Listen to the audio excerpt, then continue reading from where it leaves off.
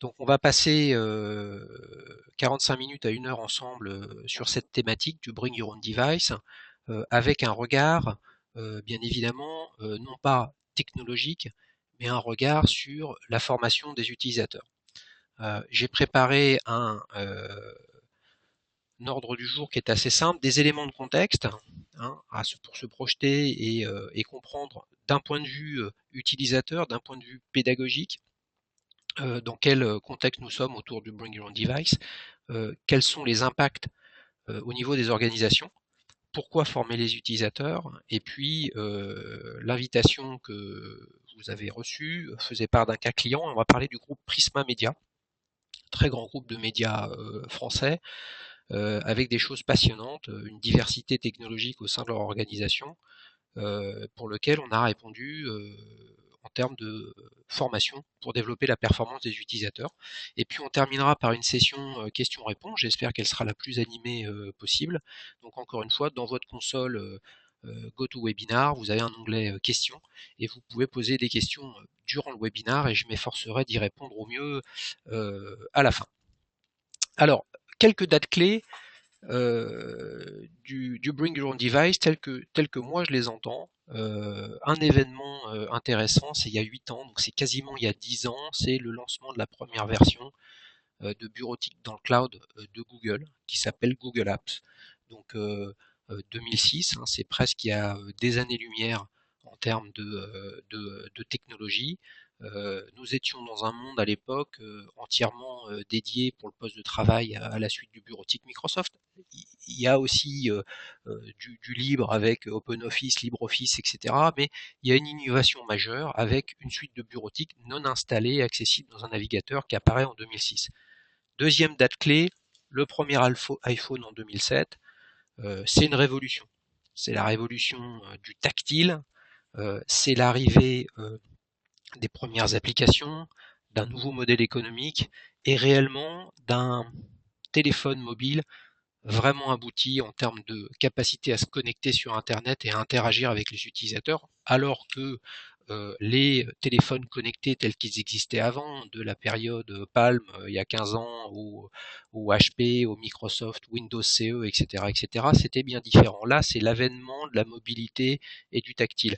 Derrière, bien évidemment, l'arrivée de l'iPad première génération, qui amène des fonctionnalités et des capacités à l'époque pas forcément pour pouvoir travailler, mais on va le voir en 2014 avec la sortie d'Office pour iPad où on peut vraiment se poser la question de l'utilisation d'un iPad dans le monde professionnel. 2011, c'est le lancement officiel, structurel et sérieux de Office 365 de chez Microsoft. Donc une suite de bureautique en partie installée, en partie dans le cloud avec de la messagerie, du stockage et des outils en ligne qui se sont appelés Excel Online, etc. Et donc de plus en plus, vous allez pouvoir utiliser de la bureautique dans le cloud. Et si vous l'utilisez dans le cloud, c'est qu'elle n'est pas installée sur votre poste de travail. Et si elle n'est pas installée sur votre poste de travail, c'est qu'elle est accessible sur tous les matériels, tous les devices qui sont connectés à Internet. 2013, c'est aussi le lancement de Adobe Creative Cloud. Donc Adobe, personne ne le présente non plus, cet éditeur. Eh bien, c'est la première version qui peut se payer sous la forme SaaS. Donc vous installez une version, qu'elle soit sur PC ou sur Mac, que votre matériel soit le vôtre ou pas, peu importe, vous accédez à la solution que vous souhaitez avec un paiement mensuel. Et puis 2014, je pense que ce sera une date clé aussi, c'est le lancement il y a quelques semaines de Office pour iPad. Et ça, je pense que c'est le début ou l'accélération d'une percée de Apple dans le monde des entreprises et pas seulement celle de l'éducation, le secteur de la santé, le secteur des arts graphiques, des médias, de la presse, etc., où Apple était somme toute assez bien représenté, mais qui était en difficulté. Des dates comme ça, j'aurais pu en présenter plein. Je me suis concentré sur ce qui a un impact pour l'utilisateur. Bien évidemment, le Bring Your Own Device a des incidences sur l'infrastructure et sur le back-office et sur les serveurs, mais c'est pas le sujet de notre webinaire aujourd'hui. Alors le contexte, je vais te donner des dates, mais le contexte aussi, c'est quoi? C'est la croissance exponentielle du nombre d'applications. À partir du moment où vous avez des collaborateurs qui viennent dans votre entreprise avec leur device, vous vous leur donniez le choix, on verra après les différents acronymes qui existent, vous leur donniez le choix d'utiliser leur propre matériel, et ben, simplement le nombre d'applications qui s'utilisent vont être colossales. D'abord parce qu'une suite de bureautique comme Office, il y a 10 ans, il y avait schématiquement 4 logiciels, Word, Excel, PowerPoint, Outlook. Aujourd'hui, vous rajoutez la messagerie instantanée, le collaboratif, tout ce qui est commutation télécom informatique avec Link, Yammer, le réseau social d'entreprise, etc. Le nombre d'applications que chaque utilisateur peut utiliser est colossal. Alors si en plus il choisit lui-même d'utiliser ses propres technos, évidemment ça a un impact qui est fort. L'accélération du rythme des mises à jour, c'est quelque chose qui est fondamental pour observer l'évolution du poste de travail. Une suite bureautique comme Office, schématiquement ça changeait tous les 4 ans. Certes, il y avait des mises à jour avec un service pack peut-être tous les semestres ou tous les ans, mais fonctionnellement, ergonomiquement, ça ne changeait qu'une fois tous les 3 ans. Par ailleurs, les entreprises étaient plutôt à changer de version une fois sur deux, ce qui veut dire que pour un utilisateur, son poste de travail changeait tous les 6 ou 7 ans. Voilà. L'impact du cloud et au travers de ça, la pénétration du Bring Your Own Device dans les entreprises signifie que le changement est extrêmement important dans le rythme des mises à jour et donc sur l'impact sur les organisations, l'impact pour le helpdesk, l'impact pour la performance des utilisateurs. Ça, c'est un impact qui est clé. La mobilité est devenue quelque chose de réellement concret. La mobilité, il y a 10 ans, c'était des PC assez encombrants avec une clé USB et une connexion Wi-Fi de norme B avec des petits débits, etc. Ça faisait pas de ça de la mobilité, ça faisait pas de ça la capacité à accéder à la messagerie de son entreprise. Il y a des problématiques de sécurité qui se posaient.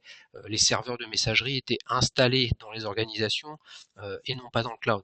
Eh bien, le tactile, l'arrivée de l'iPhone dont je vous parlais tout à l'heure, puis de l'iPad, tout ça a généralisé la faisabilité d'être constamment connecté à son matériel. Et ça, forcément, si on prend l'histoire d'Apple avec l'iPhone et l'iPad, leur marché historique sur ces deux devices-là, c'était les utilisateurs individuels. Et ça, c'est ce qui a commencé à réellement nourrir une sorte de barbarisme qui est la consumérisation de l'IT, c'est-à-dire le fait réel que vous pouviez acheter des matériels au design, à la performance, à la fluidité, beaucoup plus performants que l'équipement standard que la plupart des entreprises pouvaient proposer à leurs collaborateurs. Donc quand vous avez à titre personnel un iPad ou un MacBook ultra léger en aluminium, très beau en termes de design, etc. Et puis que vous êtes dans un cycle de remplacement de matériel et de logiciels dans votre entreprise avec du matériel plus âgé, encore sur Windows XP, etc. Et bien forcément, il y a un écart qui est colossal et vous êtes tenté d'utiliser votre matériel à titre personnel dans le monde de l'entreprise. Et puis l'autre chose qui est importante, c'est l'arrivée de la génération Y dans les entreprises. La génération Y, on peut la présenter de bien des façons, mais il faut juste voir l'arrivée d'une génération qui a démarré très jeune, tout petit, avec des technologies très abouties. Donc quand on a 20-25 ans aujourd'hui dans les entreprises, moins de 30 ans, vous avez des besoins, vous avez des comportements face aux nouvelles technologies qui sont bien différents de ce que des générations plus âgées peuvent attendre, etc. Donc vous avez soit des bonnes habitudes, soit des mauvaises habitudes, tout dépend où on place le curseur. Voilà, je voudrais pour avancer passer sur 3 acronymes qui vont complètement dans le même sens, mais qui permettent d'élargir un petit peu le débat. Il y a le BYOD, donc Bring Your Own Device, le sujet de notre webinaire aujourd'hui. Donc c'est la capacité à venir avec son propre matériel dans le monde de l'entreprise, que ce soit physiquement ou à distance, et d'accéder aux applications, aux logiciels, aux services en ligne de l'entreprise. Donc c'est un choix de l'IT, de la DSI, que d'autoriser ce type de choses. Parfois, c'en est pas un choix, mais c'est subi. Donc il y a une problématique d'accompagnement et de décision stratégique pour l'entreprise, mais je m'étendrai pas sur ce domaine-là parce que sinon on va rentrer dans des problématiques et des contraintes financières, techniques, organisationnelles. Le CYOD, cette fois-ci, c'est Choose Your Own Device. Et ça, c'est intéressant, c'est que c'est un mouvement qui se présente, certes issu notamment des entreprises américaines, plutôt que de partir sur une politique de voilà le type de matériel que j'achète et que je mets à disposition de mes collaborateurs, eh bien, je vais leur proposer différentes solutions de façon à ce que chacun choisisse celle sur laquelle il se sente le plus utile, le plus habile, le plus performant, etc. Et ça, vous verrez que ça a un impact potentiel sur la performance des utilisateurs, mais ça a aussi d'autres contraintes. Et puis le dernier, c'est le BYOS, cette fois-ci, c'est Bring Your Own Software. Et là, il y a des exemples vraiment très très intéressants, notamment dans le monde du stockage en ligne. Stocker ces données sur les serveurs installés de l'entreprise, c'est une façon de faire. Vous avez des utilisateurs qui sont plus à l'aise en stockant leurs données professionnelles dans le cloud avec des solutions comme Dropbox, Combox, etc. Et là, vous pouvez fermer les ports de votre réseau, etc. À un moment ou un autre, les utilisateurs vont faire ce qu'ils veulent. Donc ça génère un risque sur la sécurité, ça génère un risque de diversité d'utilisation, c'est-à-dire une partie des données sont à gauche, soit à droite, et elles sont utilisées sur un logiciel X, Y ou Z, mais c'est une composante qu'il faut prendre en compte. Et donc, au final, ces trois acronymes sont là pour illustrer que la notion de matériel personnel utilisé à titre professionnel, ce n'est pas qu'une question de politique et de choix de la DSI, c'est une question de réalité. Et si vous avez des salariés qui ont du matériel plus performant, qu'ils préfèrent utiliser, etc., vous serez face à une contrainte, c'est qu'ils vont essayer, quoi qu'il arrive, de les utiliser. Donc il faut les accompagner, peu importe comment vous y arrivez, vous en termes de choix de matériel, peu importe, il faut vous poser la question, comment je tire le maximum de performance de chaque utilisateur lorsqu'il utilise un matériel qui n'est pas celui de l'entreprise. Et ça, c'est clé parce que quand on regarde les statistiques qui existent, les études, il y en a beaucoup, j'en ai sélectionné trois. Les utilisateurs au quotidien, face à ces nouvelles technologies qui ne cessent d'évoluer, sont somme toute en difficulté. La première bulle en haut à gauche, c'est une étude qui vient de l'Union européenne. Donc c'est pas un cabinet d'études spécialisé dans l'IT qui sort ces chiffres, c'est une étude sur les 27 pays de l'Union qui ressort que 47% des personnes qui travaillent, donc des utilisateurs, se jugent incompétents face aux nouvelles technologies. Alors, ça peut être une perception négative de ce qu'ils font ou de ce qu'ils font pas, ça peut être positif, peu importe. La réalité, c'est qu'un sur deux peut mieux faire mécaniquement face aux nouvelles techno. Et évidemment, une enquête comme ça, c'est fait à un instant T, ça ne prend pas en compte les évolutions technologiques que rencontre chacun de ses utilisateurs. La deuxième, c'est on parlait tout à l'heure de la génération Y. On peut se dire, oui, mais les jeunes qui vont arriver sur le marché du travail, ils vont être très, très habiles, très subtils, etc. Oui, ils vont être très habiles sur tout ce qui va être apps dans des stores, sur la notion de tactile et sur les réseaux sociaux, sur des usages qui sont somme toute très éloignés des usages qu'il y a dans les entreprises. Et donc, ils vont certes apporter une nouvelle façon de travailler, plus collaboratif. Donc ça, la génération Y, pour se mettre au collaboratif, c'est excellent, ils sont nourris à ça. Le problème, c'est que des choses beaucoup plus standards, sur le traitement de fichiers, de tableurs, de traitement de texte, d'outils de CRM, etc. Là, ils sont beaucoup plus éloignés. Et il y a un certificat, pardon, qui s'appelle le C2I en France, et il y a 64% des élèves qui échouent. Donc il y a 36% des élèves qui réussissent à passer ce certificat qui est pour des utilisateurs de la bureautique depuis de nombreuses années, qui est extrêmement simple, puisqu'il s'agit de mettre en forme un paragraphe, etc., etc. Et puis tout ça dans un contexte, tout à l'heure on parlera de Prisma Media, qui est dans son secteur, qui est une entreprise qui est très informatisée, où quasiment 100% des collaborateurs ont un poste de travail. C'est pas forcément le cas dans l'industrie, mais en tout cas on évolue de plus en plus dans un monde où les compétences informatiques, quelles qu'elles soient, et donc la performance individuelle, elle est essentielle pour trouver un emploi. Alors, tout ça c'est clé parce que, in fine, plus le monde du cloud et le Bring Your Own Device est un des éléments de l'avènement du cloud partout, euh, sur les infrastructures, au niveau des usages, etc. Il faut le regarder et au regard du client, et somme toute le client avec ses technologies, c'est l'utilisateur, et l'utilisateur c'est le roi. Et lui, il a un besoin qui est assez simple, mais qu'il faut quand même remplir, c'est qu'il faut qu'il puisse se former sur les sujets qui l'intéressent. Et les sujets qui l'intéressent sont forcément conditionnés par le matériel ou les logiciels qu'il utilise. Donc soit vous le contraignez à utiliser des logiciels sur lesquels vous avez une politique bien donnée, soit vous l'aidez, et donc il faut le former sur ces logiciels-là, ou alors vous considérez que ce qui compte, c'est sa performance, quelles que soient les solutions qu'il utilise ou les devices qu'il utilise, et dans ce cas-là, vous allez avoir besoin d'une solution qui couvre un périmètre beaucoup plus large en termes de fonctionnalités et de logiciels, et pas simplement Windows, PC, Google, etc., etc. Il faut qu'il puisse se former à son rythme également, et son rythme, forcément, il est plus flexible s'il a un device mobile, éventuellement tactile, qui s'accède dans le navigateur.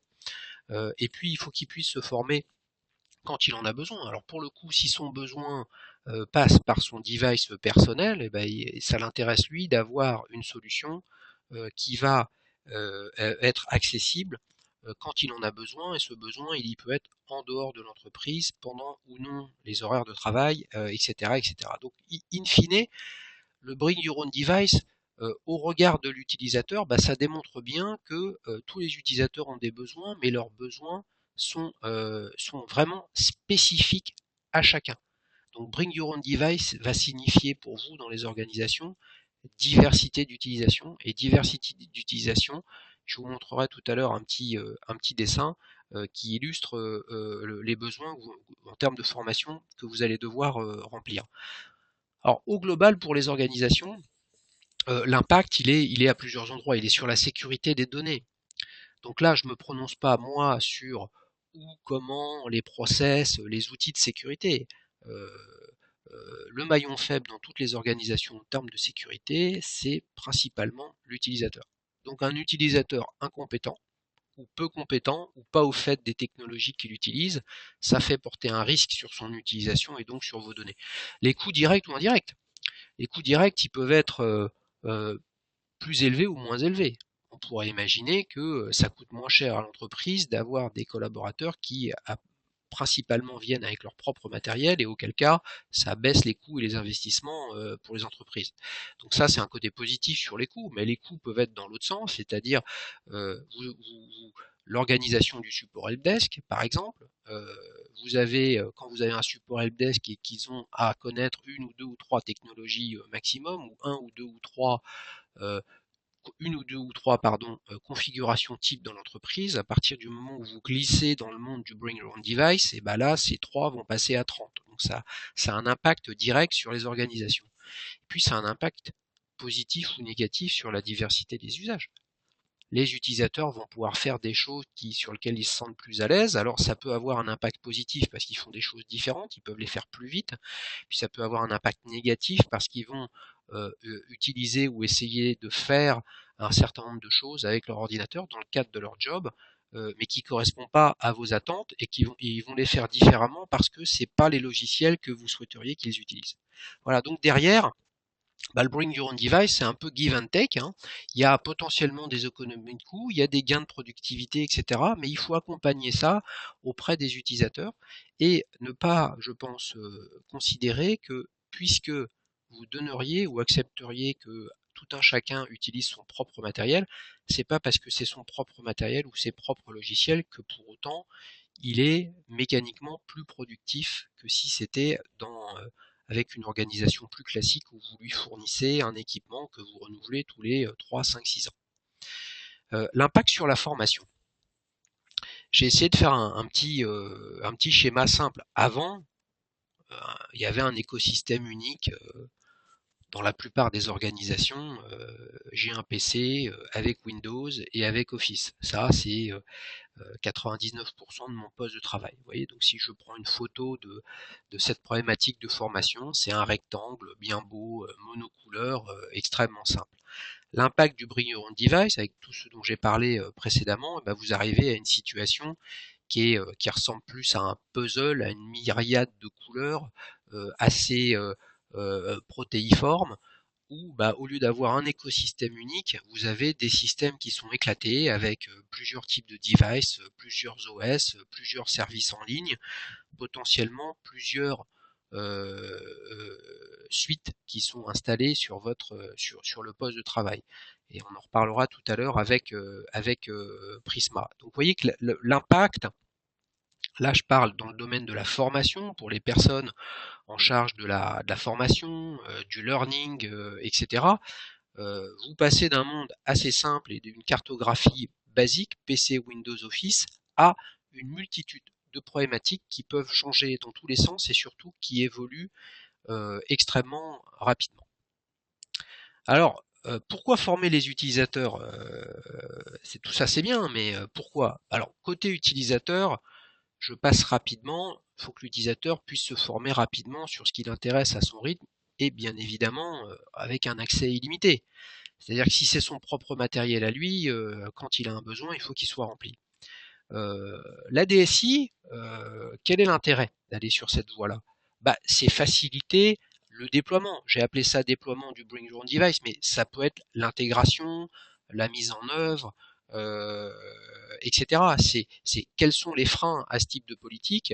Il faut se poser la question de tous les impacts d'une politique de Bring Your Own Device, et l'un des impacts, c'est que ça va changer. En tout cas, vous allez proposer aux utilisateurs de changer leur façon de travailler, et ça a mécaniquement un impact en termes de productivité, donc il faut former les utilisateurs. Ça peut être dans le cadre d'une migration. Là, c'est le cas que j'exposerai tout à l'heure avec Prisma Media. Ça permet aussi d'optimiser le support helpdesk. La plupart des organisations qu'on rencontre, le support helpdesk n'est pas en charge des usages des utilisateurs. Il est là pour la sécurité, les process, les imprimantes, les mises à jour, la maintenance, etc., etc. Mais on sait tous que les appels parasites au helpdesk sur des problèmes de je n'y arrive pas, comment on fait, etc. On peut essayer de les résoudre au niveau du helpdesk, mais quand le nombre de possibilités n'est pas infini. À partir du moment où on rentre dans le Bring Your Own Device, le nombre de possibilités il va être extrêmement important, et d'autant plus important qu'il y aura des mises à jour successives des matériels et des logiciels utilisés par chacun de vos salariés. Pourquoi former? Parce que si vous avez moins d'appels au support helpdesk et que vous considérez, toutes les entreprises ne le font pas, toutes les directions DSI, direction de services informatiques, la plupart intègrent le coût du helpdesk dans le TCO du poste, donc le Total Cost of Ownership, c'est-à-dire le prix de revient d'un ordinateur à l'année. Si vous formez vos utilisateurs et qu'ils appellent moins votre support helpdesk, mécaniquement le coût de détention du matériel va baisser. Les métiers, alors là les métiers, je pense plutôt aux responsables formation, aux DRH, aux responsables learning, etc. Là, tous les salariés peuvent être formés. Si vous décidez d'ouvrir et de permettre à chaque utilisateur utiliser son propre device, vous êtes donc bien dans un monde où tout le monde va avoir les mêmes droits. Dans le monde de la formation, en France en tout cas, on est dans une équation plutôt d'identifier, de cibler un certain nombre de personnes qui peuvent avoir des besoins. Là, clairement, on peut inverser le système et se dire on va ouvrir une solution parce qu'elle est dans le cloud, parce qu'il y a une sorte d'ubiquité où que je sois chez moi, dans le travail, à distance, connecté sur Internet, en ligne, ou pas, etc., etc. Chacun doit pouvoir accéder à sa formation. Ça va baisser les coûts de formation mécaniquement. Plus vous formez de monde, plus vous avez un prix de revient unitaire à la formation qui est intéressant.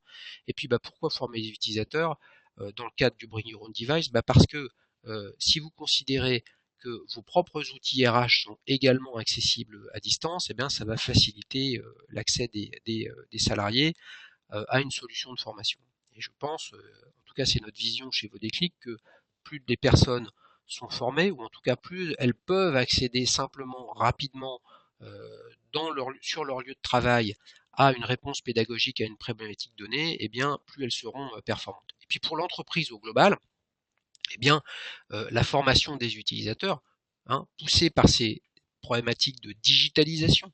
L'entreprise qui devient de plus en plus digitale, c'est aussi une autre expression du Bring Your Own Device, c'est des gains de productivité, c'est des économies importantes, c'est aussi la possibilité d'avoir un budget annuel fixe, puisqu'on peut raisonner à un coût par utilisateur. Et puis, on peut imaginer aussi, ça c'est ce qu'on a proposé à Prisma Media, c'est l'accès à une solution qui fait que vous avez une visibilité sur des nouveaux contenus qui sont intégrés sur une plateforme, qui vont suivre le rythme des évolutions des technologies. Et comme je le précisais tout à l'heure, plus vous avez des utilisateurs qui utilisent leur propre matériel dans l'entreprise, plus vous, responsable formation, vous allez être confronté à votre capacité à suivre les problématiques additionnelles qu'ils vont rencontrer parce que les technologies évoluent. Donc si on vous fait une promesse d'avoir un coût fixe et sans avoir à payer des formations additionnelles, c'est une raison de plus pour former tous ces utilisateurs. Voilà, donc je vais enchaîner maintenant sur le cas de l'un de nos clients, Prisma Media. Alors rapidement pour ceux qui ne connaîtraient pas le groupe Prisma Media, c'est le deuxième éditeur de presse magazine en France avec des titres, il y en a tellement de titres extrêmement connus que je vais pas les citer. C'est également le premier groupe de presse magazine sur Internet. C'est une filiale d'un très très gros groupe de presse allemand, Gruner Jahr, lui-même filiale de Bertelsmann. Donc c'est vraiment une très très belle entreprise, très connue en France. Il y a 1000 salariés en France. Ils ont comme caractéristique, alors rapidement un peu de technique, ils n'ont pas de Learning Management System, LMS entre guillemets. C'est-à-dire ils ne sont pas familiers avec le déploiement de e-learning. Le LMS, c'est la structure qui permet d'intégrer des ressources pédagogiques en ligne, quel que soit le domaine. Nous, on est dans le domaine de la bureautique, mais ça peut être dans le domaine de la finance, du management, tout ce qui est compliance, sécurité, procédure, etc., etc. Ils n'en ont pas, donc c'est un groupe qui est peu familier avec le e-learning, et ils ont une infrastructure en poste de travail qui est très très très diversifiée. On va le voir un petit peu après, de par leurs caractéristiques et leur métier. Ils sont dans la presse, donc il faut fabriquer des choses, donc ils ont mécaniquement une part de marché, on va dire Apple, qui est assez importante. Alors, quelles problématiques ils nous ont exposé? Eh bien, ils ont fait face à un moment à une très forte hausse des appels vers leur service helpdesk. Et pourquoi? Parce que ils ont fait le choix de migrer leur messagerie de Microsoft Outlook vers Gmail de Google. Ils ont également, ils ont reconnu peu d'expérience dans le monde du e-learning. La problématique qu'ils avaient, c'est que tous les collaborateurs étaient impactés par cette migration. Et là, ça rejoint ce qui caractérise un groupe média, c'est que vous avez schématiquement deux populations distinctes. Je vais dire d'un côté les personnes qui font de la production, de la création, de la mise en page, en fait qui designent et fabriquent les produits. Donc dans le cadre de Prisma Media, c'est, vous l'avez compris, des magazines. Et cette population-là, elle est au quotidien quasiment systématiquement sur du matériel Mac, donc avec un système d'exploitation Apple, Mac OS X, et à utiliser très fortement la suite Adobe Creative Suite. Voilà, qu'elle soit dans le cloud ou non, à la limite, ça n'a peu d'importance. Et d'ailleurs, à ce titre d'exemple, et vous avez le reste de la population de l'entreprise qui, elle, est sur PC. Donc PC avec Windows, quelle que soit la version de Windows. Et à titre d'exemple, quand vous avez un Mac, votre version d'Outlook, c'est au mieux Outlook 2011, et Outlook 2011 est ergonomiquement différent d'Outlook 2010 pour PC, d'Outlook 2013 pour PC, etc., etc. Donc deux populations avec un même logiciel, mais avec une ergonomie différente. Et là, l'initiation du projet, qui a qui a soulevé les problématiques que je vous décris là, c'est-à-dire une forte hausse des appels au service helpdesk, l'initiation, l'origine de cette problématique, c'est le fait que les logiciels Outlook ont été désinstallés des Mac et des PC du groupe au profit d'un accès en ligne à Gmail de Google. Et donc là, Gmail de Google, votre messagerie, au lieu de lancer un logiciel, eh bien vous lancez votre navigateur. Ça peut être Safari, Firefox, Chrome, etc. quand vous êtes sur un Mac, et puis encore principalement dans le monde des entreprises Internet Explorer quand vous êtes sur un PC. Mais en tout cas, vous lancez et vous accédez à vos messages et à vos contacts, etc. Au travers de votre navigateur. Et donc, là, on est bien dans le cas d'une entreprise qui est plutôt dans le choose your own device, c'est-à-dire même si les graphistes et les créatifs de toute façon choisissent des Mac, mais on est dans une organisation extrêmement diversifiée et éclatée en termes d'usage. Voilà, donc il y a 4 grands éditeurs maintenant et fabricants pour ceux qui le sont au sein de cette organisation: Apple, Google, Adobe, Microsoft. Et ça, c'est un exemple qui est extrêmement intéressant de l'impact qu'il y a dans ces organisations-là lorsque vous faites ce type de changement. Voilà. Et donc, mécaniquement, c'est à la demande du service de la DSI qui est allé voir l'équipe formation pour leur dire, écoutez, on a clairement des impacts. Les coûts indirects dont je parlais tout à l'heure, il y a un impact organisationnel fort auprès de notre service helpdesk, dont ce n'est pas le métier, et qui est pas prêt à répondre à des problématiques sur des technologies nouvelles comme Gmail. Donc la solution qu'on leur a proposée, c'est de déployer la solution Vodéclic en interne chez eux. Et cette solution, c'est une application dans le cloud, donc qui est en accès illimité, qui se consomme au travers d'un navigateur, avec 4 briques essentielles: des formations et des référentiels pédagogiques. Donc là, on propose sur notre catalogue, on a quasiment 20 000 modules de formation en 6 langues.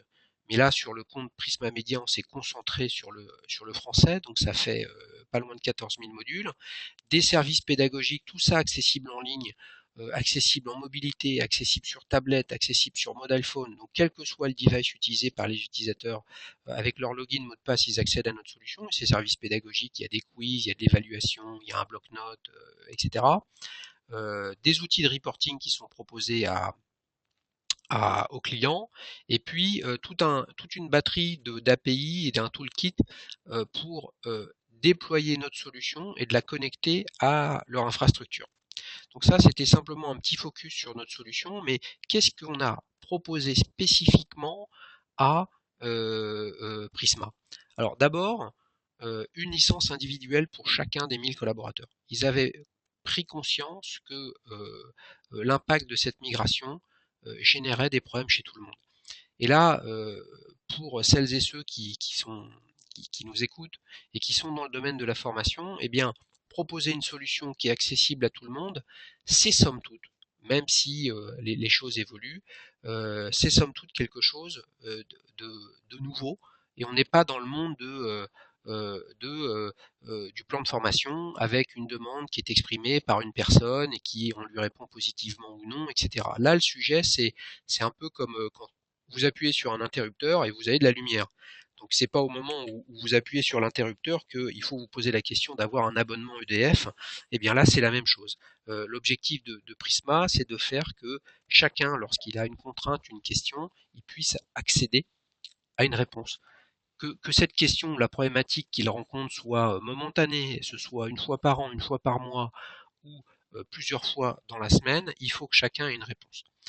Deuxième chose, c'est que on leur a proposé d'essayer de concilier au maximum vie professionnelle, vie personnelle.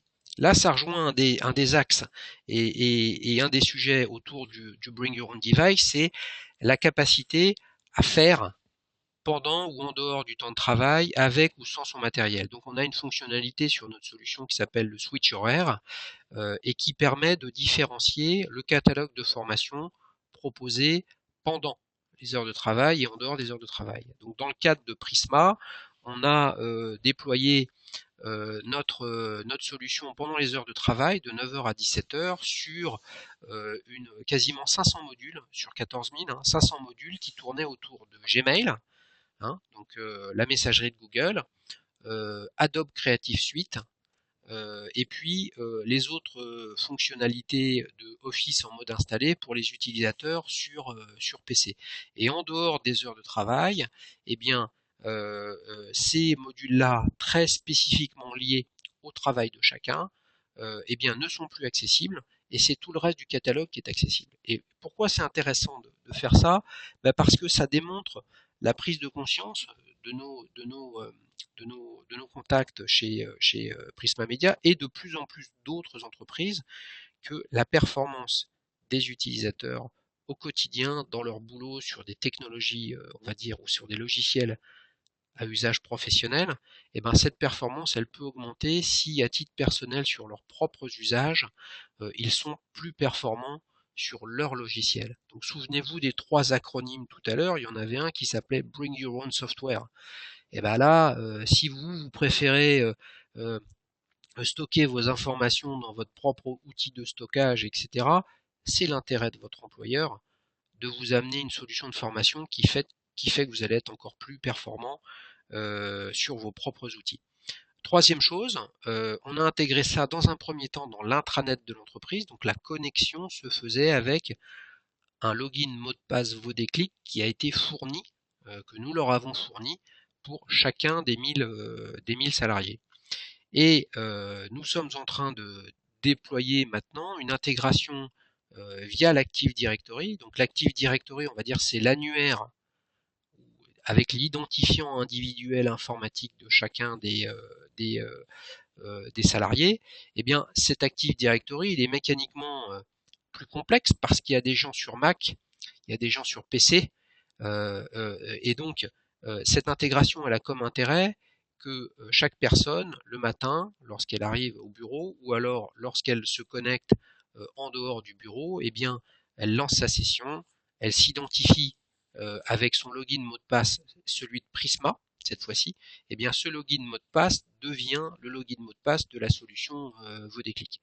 Et je pense que vous tous qui nous écoutez, vous avez des dizaines, si ce n'est des centaines de logins mots de passe pour utiliser telle ou telle solution, à titre perso ou à titre professionnel. Et ben, l'intérêt de faire une intégration dans l'Active Directory, donc avec un SSO, SSO veut dire Single Sign-On, eh bien, c'est que vous n'avez plus à vous souvenir, mais quel est le login mot de passe? Quels sont mes identifiants pour accéder à vos déclics? Vous utilisez celui qui vous est fourni par votre entreprise. Évidemment, celui qui vous est fourni par votre entreprise, il est amené pour des questions de sécurité à évoluer, eh bien, il sera toujours votre identifiant pour accéder à votre solution de formation. Et ce qu'on leur a fourni également, dans le cadre de leur projet, c'est évidemment des conseils sur la communication de lancement.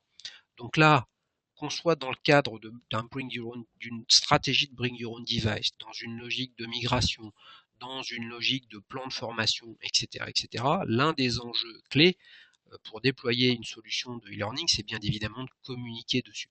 Même si dans le monde de la bureautique dans lequel nous sommes, il n'y a pas besoin de motiver les gens parce que ce sont les difficultés qu'ils rencontrent au quotidien. Souvenez-vous, un travailleur sur 2 se sent incompétent sur l'usage des technologies. C'est lorsque l'utilisateur rencontre des difficultés qu'il a besoin d'une solution. Donc si cette solution elle est à portée de clic parce qu'il est authentifié en interne, parce que quel que soit le matériel qu'il utilise, il va y avoir accès, et bien là forcément ça a un impact qui est intéressant sur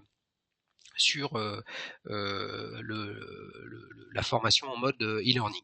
Alors les résultats, c'est une solution qu'on a déployée fin janvier, début février 2014.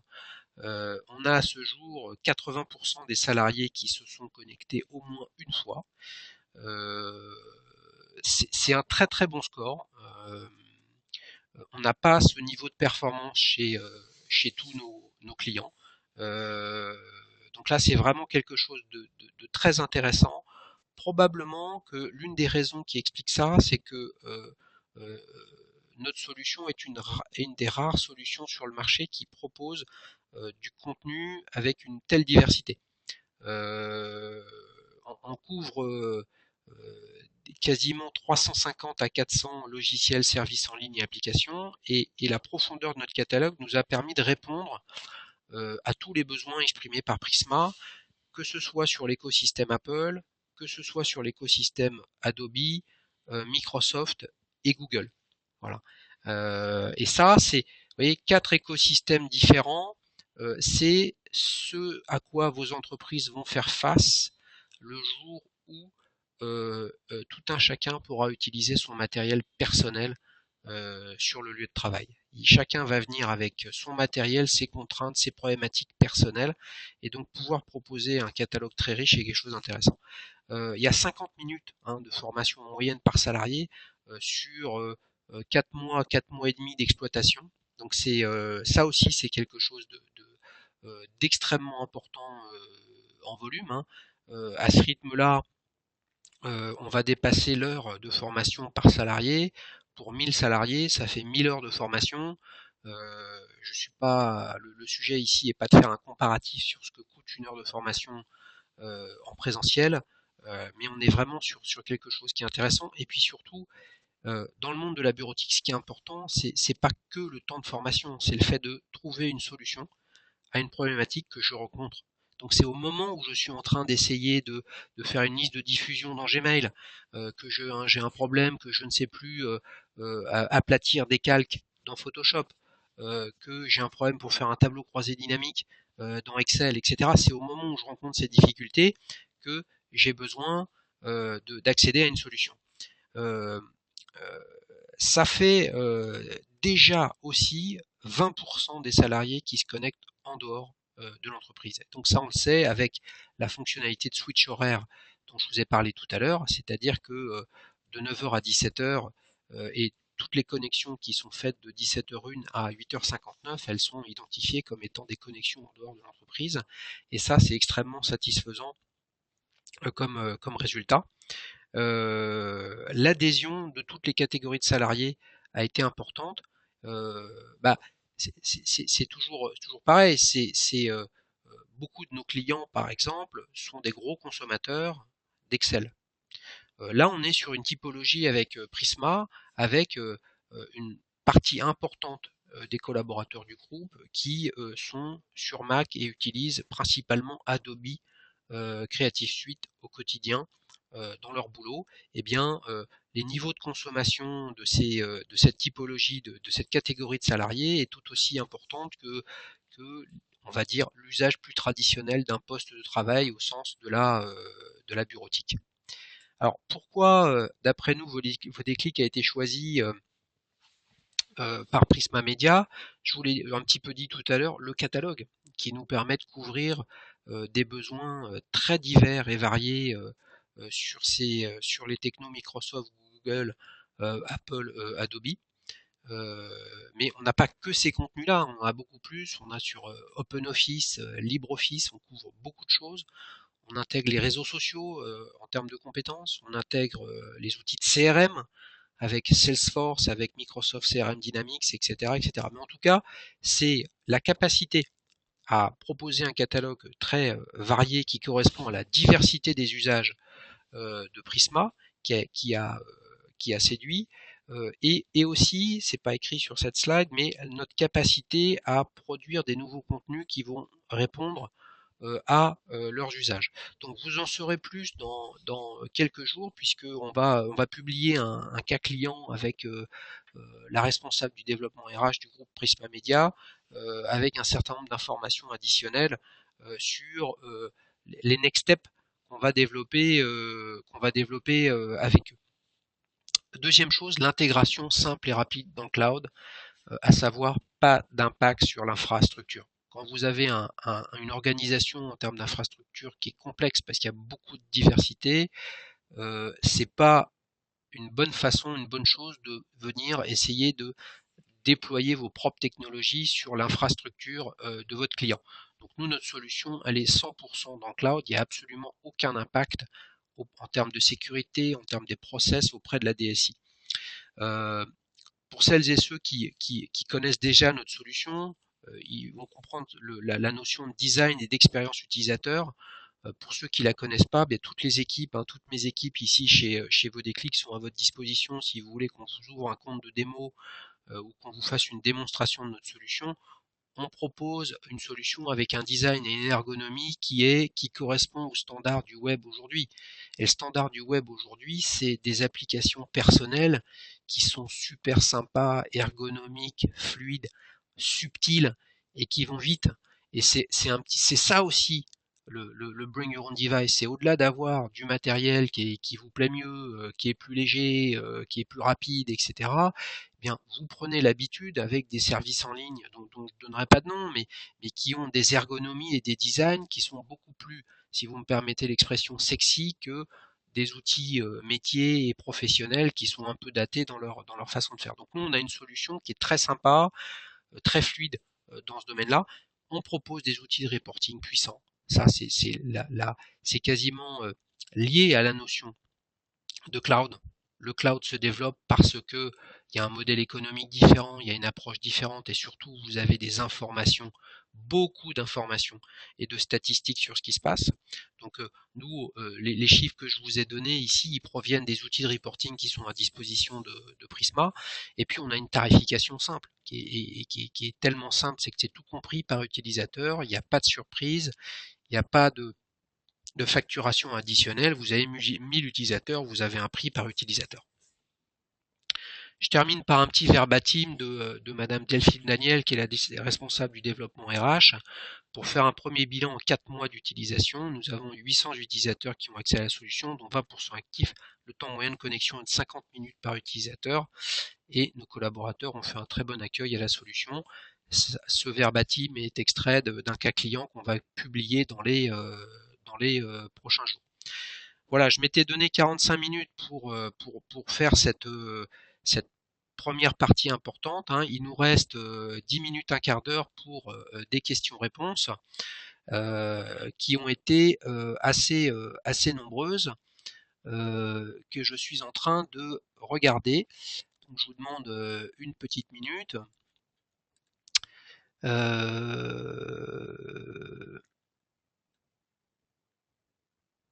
Voilà, j'ai quelqu'un qui me parle du LMS et manifestement qui est au fait de ce que nous avons déployé chez Prisma et l'application qui ressemble à un LMS. Alors, un LMS, je reviens dessus. Une entreprise veut déployer et faire du e-learning dans plein de domaines. Son intérêt, c'est d'avoir une plateforme unique qui va être le point d'entrée pour les différentes problématiques de formation que l'entreprise veut résoudre. Donc ça sert à identifier chacun des utilisateurs, leur donner des droits pour qu'ils puissent accéder à tel ou tel type de formation et à pas d'autres, leur permettre en fonction des fonctionnalités du LMS de éventuellement dialoguer donc avec d'autres utilisateurs, donc il y a des dimensions sociales. Ça permet également d'interfacer toute la partie pas visible de la solution, d'interfacer le, la plateforme avec les outils du SIRH où sont stockés l'identification unique de l'utilisateur, etc., etc. Donc quand vous lancez un LMS, vous n'avez pas à recréer une base de données avec des salariés qui sont déjà eux-mêmes dans une base de données parce qu'il faut gérer les payes, il faut générer un certain nombre de process. Et c'est aussi un outil qui amène du reporting et ce reporting permet de consolider des statistiques, des durées de formation, quel que soit le sujet de formation, les langues, la bureautique dans le cadre de Vodéclic, etc., etc. C'est en ce sens où, oui, je rejoins l'affirmation qui est posée, c'est que est-ce que la solution Vodéclic peut ressembler à un LMS? Oui, si on considère qu'on procure et on fournit pas que du contenu, et puis c'est tout. C'est en ce sens où je parle pour vos déclics de solution. C'est une solution avec du contenu, avec des exercices, avec des évaluations et puis un certain nombre de services pédagogiques qui permettent d'être plus performant. Alors, il y a quelqu'un qui revient sur la notion de bring your own software. Je voudrais revenir dessus. À partir du moment où vous considérez que le plus important, c'est que chaque utilisateur soit le plus performant au quotidien dans son travail, c'est somme toute ce qu'attendent toutes les entreprises. Bien évidemment, qu'ils soient aussi les plus épanouis, etc. Bah, une façon de faire, c'est d'essayer de les mettre moins sous contrainte en termes de matériel ou de device. Donc là, c'est la notion de bring your own device. Si on vient sur la problématique des softwares, eh bien, si chacun utilisait, je fais du si et du condi et tout simplement pour illustrer une vision, eh bien, si un utilisateur peut être plus subtil, plus performant, plus productif en, en utilisant, je reprends la notion de stockage de données, en stockant ces données et en les organisant d'une façon où il se sent plus à l'aise, certes, ça génère tout un tas de problèmes, tout un tas de contraintes, d'accord. Mais c'est utile qu'il puisse l'utiliser dans ses propres conditions. Donc ça génère des problématiques de performance et de formation d'utilisateurs que vous n'identifiez pas forcément dans vos radars. Donc les DSI sont pas forcément fans de ce type de démarche parce que souvenez-vous de la slide sur j'ai un écosystème qui est très simple, PC, Windows, Office. Plus je vais laisser des utilisateurs utiliser ce qu'ils veulent, plus ma lecture des problématiques que je dois résoudre, elle va être complexe. Elle va être complexe certes, mais peut-être que les utilisateurs vont être plus productifs. Donc être plus productif, c'est une affaire de logiciel et c'est une affaire de device. Alors il y a quelques questions sur le nombre d'iPhone qui sont en circulation dans le monde, des tablettes connectées, etc. Écoutez, non, ce que je peux simplement rappeler, c'est que il se vend maintenant depuis plus de 18 mois, il se vend plus de tablettes que de, on va dire, ordinateurs au sens portable et poste fixe. C'est à manier avec ces informations sont à manier il faut faire attention parce que c'est au global et ça n'intègre pas le mode de fonctionnement spécifiquement des entreprises. Donc tout le monde n'a pas forcément besoin d'un ordinateur portable, etc., etc. Mais euh, là, ce qu'il y a de clé derrière cette notion d'iPhone en circulation ou de tablette, etc., j'insiste dessus parce que je pense que personnellement, c'est ce qui va vraiment bouleverser et probablement accélérer les stratégies de Bring Your Own Device dans les organisations, c'est le lancement de Office pour iPad. Je veux dire, le principal frein des organisations pour déployer des iPads dans les entreprises, certes ça a un coût, etc., etc., c'est le fait que on ne peut pas travailler avec. On peut aller sur Internet, certes, on peut naviguer, on peut utiliser des applications issues du store qui peuvent être des applications professionnelles. Par exemple, il y a une application GoToWebinar sur iPad.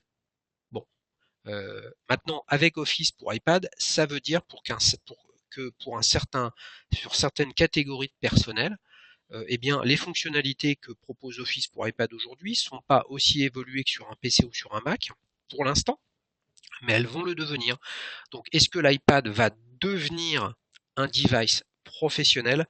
Je pense que oui. Et ça, bien évidemment, si vous prenez le nombre d'iPad qui est en circulation en France, il y en a plusieurs millions, si ce n'est dizaines de millions dans les prochaines années, là vous pouvez vous dire, ah bah tiens, moi si j'autorise les utilisateurs, mes salariés, dont un certain nombre ont des iPads à titre personnel, à venir l'utiliser dans le monde du travail parce qu'il y a Office dessus, là j'ai un intérêt à ouvrir les vannes et à déployer de l'iPad dans mon organisation. Je continue sur les autres questions. Voilà, bon écoutez, ce n'est pas une question, ce sont des remerciements. Vous avez encore, allez, je vais vous donner 30 secondes pour poser une dernière question. Voilà, c'est parti. Alors, il y a une question sur la couverture linguistique. Alors, la couverture linguistique de notre solution, elle est en 6 langues. Donc, Prisma Media l'utilise en français, mais on propose notre solution en anglais également. en allemand, en espagnol d'Amérique du Sud, hein, pas en castillan, en espagnol d'Espagne, pardon, en portugais du Brésil et en mandarin. Alors, nos catalogues dans ces différentes langues nous permettent de couvrir les problématiques de Office 2010 et Office 2013 et de Windows 7, et ce sont de catalogues qui sont en train de progresser et de grandir en taille. Là, je parle de l'allemand en disant ça, l'allemand, l'espagnol, le portugais et le mandarin. L'anglais, nous avons un catalogue très conséquent couvrant toutes les problématiques du poste de travail de Office, Windows, en passant par Google Apps et toute une batterie de services en ligne comme Basecamp, les réseaux sociaux Twitter, LinkedIn, Facebook, etc., etc. Bien que notre catalogue ne soit pas ISO, hein, fonctionnel entre les différentes langues, par contre la plateforme elle-même a tous les attributs que je vous ai précisés tout à l'heure, à savoir les mêmes services pédagogiques, la même capacité à s'intégrer dans l'écosystème de votre entreprise, que ce soit aux normes SCORM, donc SCORM étant le standard d'intégration d'une solution de e-learning à l'intérieur d'un LMS, ou alors l'intégration dans des écosystèmes IT, Active Directory, ADFS, OAuth, etc. Et donc, quelle que soit la langue, la solution, elle est toujours mobile, elle est toujours en accès illimité, elle est toujours compatible avec 100% des navigateurs du marché. Alors, il y a une question, c'est la dernière que je vais prendre, puisqu'après on aura abouti à ce webinaire. La dernière question, c'est quel est le coût par utilisateur pour Prisma? Alors, c'est une bonne question, je ne vais pas vous répondre directement parce que ça les concerne que eux et nous. Ce que je peux vous dire, c'est que notre solution, le prix pour 500 utilisateurs, donc c'est un tarif catalogue sur lequel on communique librement. 500 utilisateurs, ça coûte 30 € par utilisateur et par an. Donc si vous êtes dans une organisation où il y a 500 personnes, avec 500 postes, quel que soit le nombre de postes par personne, quel que soit le type de poste qu'ils utilisent, il faut que vous budgétez un coût de 15 000 €, c'est-à-dire 30 € par utilisateur.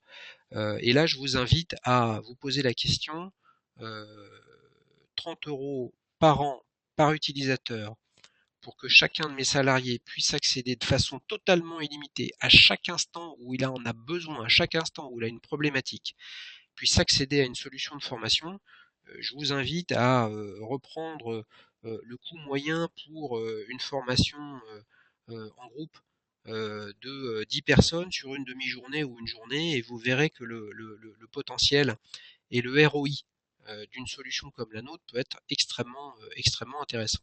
Voilà, donc je vais conclure, il y a un certain nombre de raisons pour lesquelles vous pouvez vous poser la question de mettre en place une solution de e-learning dans le domaine de bureautique. Bien évidemment, si votre entreprise migre sur de nouvelles technologies, si vous avez un projet d'entreprise visant à pousser la digitalisation de votre organisation, ça passe mécaniquement par des gains de productivité et de performance des utilisateurs au regard des nouvelles technologies.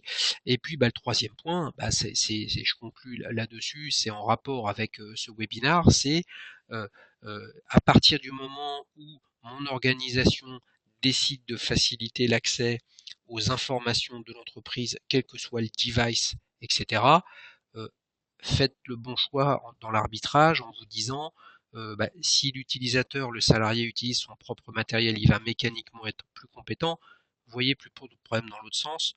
Lancer du Bring Your Own Device dans les organisations, c'est un vrai choix stratégique. D'accord? Donc en termes de stratégie, il faut atteindre les objectifs de fonctionnalité, de performance, etc. Et c'est à ce moment-là qu'il faut mettre en place une solution de formation qui va accompagner l'utilisateur dans le temps, parce que Cloud et Bring Your Own Device, eh bien, vous avez des usages aujourd'hui et dans 3, 6 mois, 12 mois, ils auront changé, il y aura des nouvelles choses à savoir. Voilà.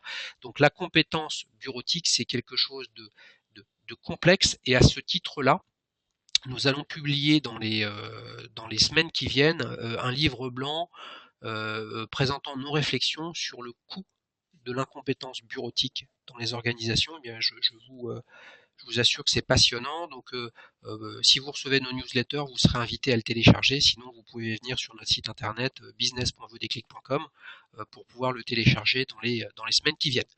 Voilà, nous sommes à 59 minutes et 36 secondes. Je conclus. Je vous remercie beaucoup. Vous avez été très nombreux à nous suivre. Quasiment l'intégralité des personnes inscrites ont suivi. Un bon nombre sont restés jusqu'à la fin. Un grand merci, à bientôt et n'hésitez pas à contacter les équipes Vos Déclics ou vos interlocuteurs si vous souhaitez avancer sur un projet. À très bientôt. Au revoir.